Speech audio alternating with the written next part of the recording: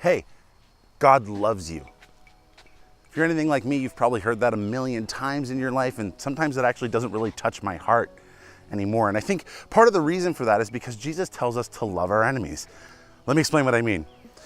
Loving your enemy is incredibly hard, and sometimes even when I'm trying, I can't really do it. And so I end up treating someone nicely, and I try to love them, but I know that deep down inside, I don't really like them. And I think I can transpose that to God, you know?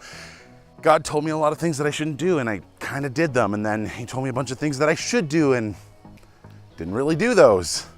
So by now, God's got to be annoyed with me. He's probably angry with me. And maybe he loves me because he's God. You know, he has to love me. He probably doesn't really like me. That's not the way the Bible describes God. It says that while we were still sinners, while we were still his enemies, he loved us enough to die for us. Ultimately, I like to think about it this way. God doesn't just love us, he actually likes us. He wants a relationship with us. He knows who we are. When we make a joke and no one else finds it funny, he still laughs.